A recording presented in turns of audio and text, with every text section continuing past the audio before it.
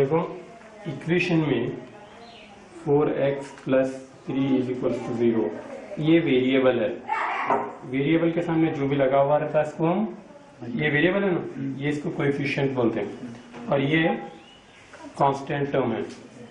ये वेरिएबल, ये कोएफिशिएंट, ये कांस्टेंट टर्म। वेरिएबल का पावर कितना है, हाईएस्ट पावर कितना है, ये हाईएस्ट पावर कुछ नहीं है तो 1 रहता।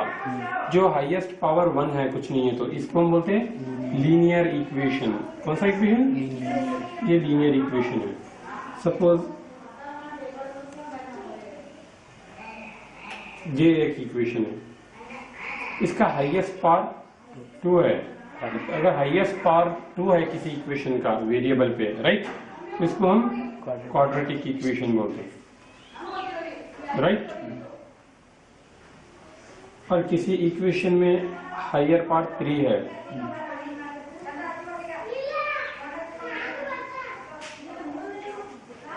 है ना, ये हायर पार्ट 3 है तो इसको क्यूबिक इक्वेशन बोलते हैं, राइट। समझ आ रहा? लीनियर इक्वेशन, क्वाड्रेटिक इक्वेशन और ये क्यूबिक इक्वेशन। अब हम जो देख रहे हैं क्यूबिक इक्वेशन का शॉर्टकट मेथड देखेंगे। ये एक इक्वेशन है, राइट, ये सब प्लस टर्म्स है। लास्ट का जो कांस्टेंट टर्म है उसको देखेंगे हम सबसे पहले। क्यूबिक इक्वेशन है बिकॉज हाईएस्ट पावर इसमें 3 है, क्यूबिक इक्वेशन है। ये पॉजिटिव 8 है। 8 के फैक्टर्स क्या क्या हो सकते हैं? 8 है ना, ये कौन से टेबल में आएगा? 8 1 के टेबल में आएगा, 2 के टेबल में आएगा, 3 के टेबल में नहीं आएगा, 4 के टेबल में आएगा, 8 के टेबल में आएगा, राइट। ये टेबल्स में आएगा ये कांस्टेंट टर्म्स जो भी है। अब देखिए इस इक्वेशन में जो भी क्वाड्रेटिक इक्वेशन में 2 रूट्स रहते और क्यूबिक इक्वेशन में 3 रूट्स रहते, 3 आंसर्स आते हैं, x = x = x = 3। Quadratic equation में 2 रूट्स रहते, इसमें 3 रहते।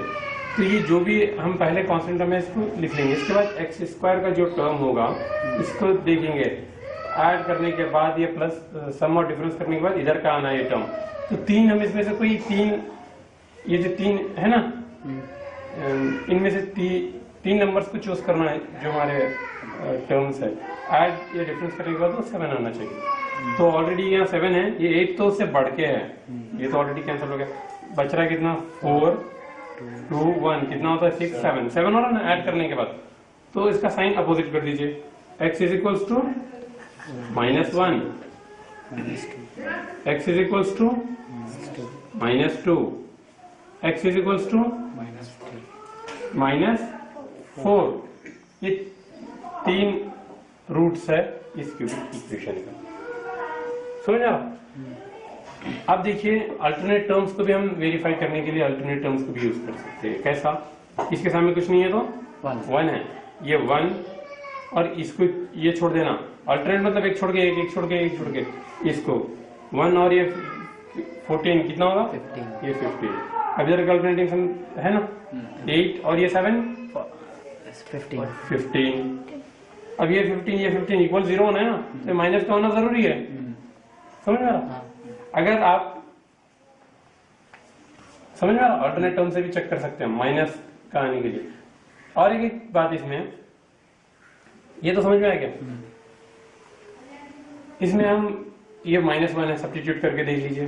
-1 का cube, right, plus 7 into -1² plus 14 into -1 plus 8।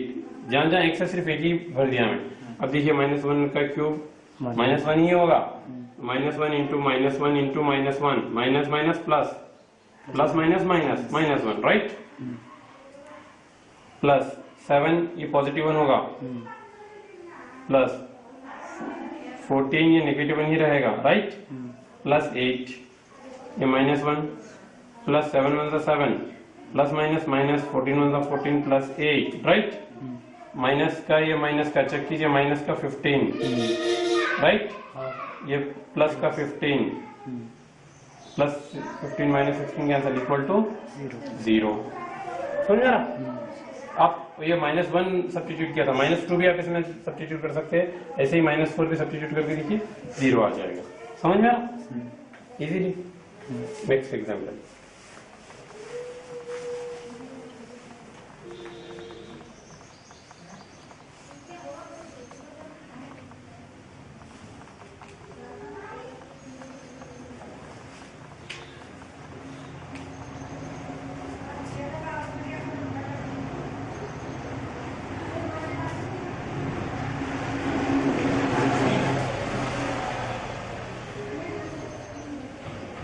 Right, पूरे सम प्लस में ये है 15, ये कौन से टेबल में आएगा देखिए, 1 के टेबल में आएगा, 2 के टेबल में नहीं आएगा, 3 के टेबल में आएगा, 4 के टेबल में नहीं आएगा, 5 के टेबल में आएगा, देन 5 के बाद 15 के टेबल में आएगा सीधा, है ना। अब ये सम करने के बाद कितना आना है, 9 आना है। ऑलरेडी ये 15 9 से बढ़ गया इसलिए कैंसल। इसके 3 रूट्स रहते, 2 नहीं रहते, ठीक है, कितना होगा 5 6 7 8 9 9 हो रहा। साइन चेंज करना है, -1 x is equals to -3 x is equals to -5। Alternate terms तो पता है आपको, इधर 1 है ना, और ये 23 है, हाउ मच 24, ये 9 है और ये 15 है, 24 हो जाएगा अल्टरनेट टर्म्स, तो -1 होना चाहिए, इंटू -1 करने के बाद 24 - 24 0, या आप इस जगह ये सब्स्टिट्यूट करके दीजिए, -1 या -3 या -5 0 होगा। ये इसके रूट्स है। ये कन्वेंशनल मेथड नहीं है, कन्वेंशनल मेथड क्वाड्रेटिक इक्वेशन का इतना लंबा है, ये तो क्यूबिक इक्वेशन है, इसका और कितना लंबा होगा समझिए, समझ आ रहा ना। ओके, नेक्स्ट एग्जांपल,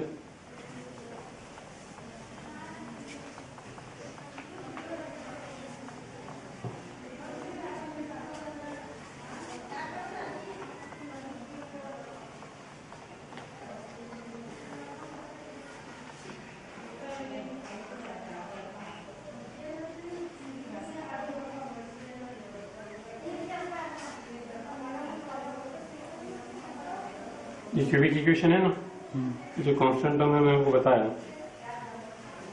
18 1 के टेबल में आएगा, 2 के टेबल में आएगा, 3 के टेबल में भी आएगा,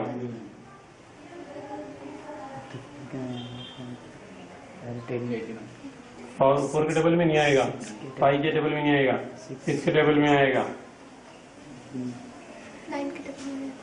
9 के टेबल में आएगा, 18 के टेबल में आएगा, राइट।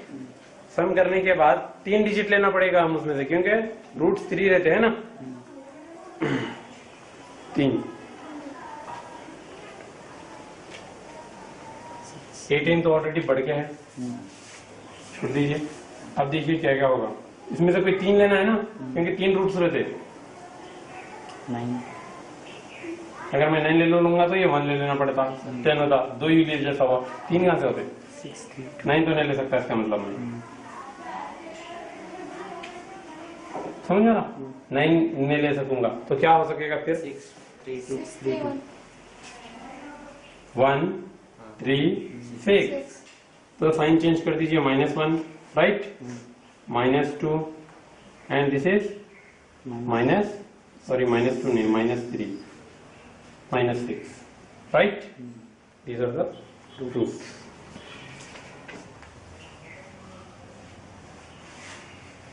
और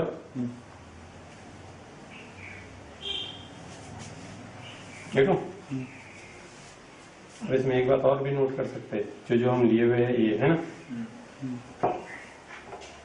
3 1 3, ये और ये 18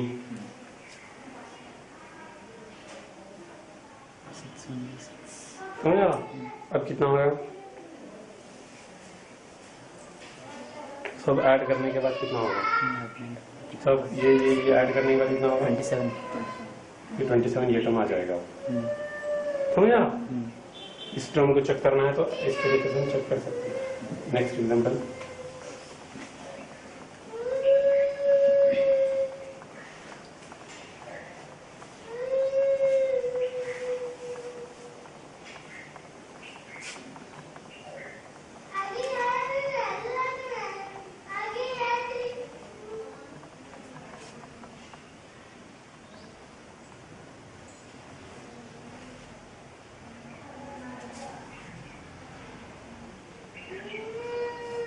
देख लीजिए,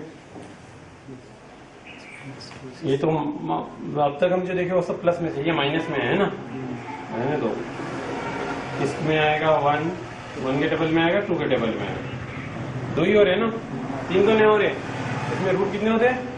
3 होना चाहिए, लेकिन नहीं हो रहे, नहीं हो रहे ना, तो फिर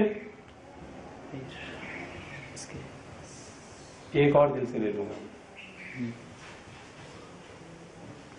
1 इस पे देखिए साइन चेंज करना पड़ेगा, माइनस का आपको क्या होना है, -4 होना है ना, तो सब माइनस माइनस माइनस में लेना पड़ेगा। -4 है आपके सामने, ये 1 दिल से ले रहा हूं मैं, 1, 1, 2, राइट। ये माइनस माइनस माइनस, -1 -1 -2 करने के बाद -4 हो जाएगा, राइट। अब मल्टीप्लाई करके देखिए, 1 1 जा 1, माइनस माइनस प्लस 1 इंटू -2 -2 ये आएगा, समझ रहा। अल्टरनेट टर्म चेक करके देखिए, 1 1 जा 1, 1 2 जा 2, 2 1 जा 2, ये 1 + 2 3, ये 3 + 2 5, प्लस का 5 ये है ना 5, समझ रहा। ये तो टिप याद रहेंगे आपको इसके लिए तो चेक करने के लिए, राइट। तो इसके टर्म्स क्या क्या होंगे, ये तो नेगेटिव में ले लिया मैं, x = साइन अपोजिट कर दीजिए, x = 1, x = 1, x = 2, क्लियर, समझ में आया। अल्टरनेट टर्म्स ये और ये और ये हम चेक कर सकते हैं। ये देखिए इसके सामने 1 है और ये 6 है ना, ये सॉरी 5 है, 1 5 6, और ये 2 ये 4, माइनस माइनस है ना, ये -6 हो जाएगा 0, राइट। अल्टरनेट टर्म, और इसको मल्टीप्लाई करके ऐसा ऐड करने के बाद हम चेक करेंगे तो भी ये टर्म आ जाएगा आपका x का term, clear. I hope you will understand clear.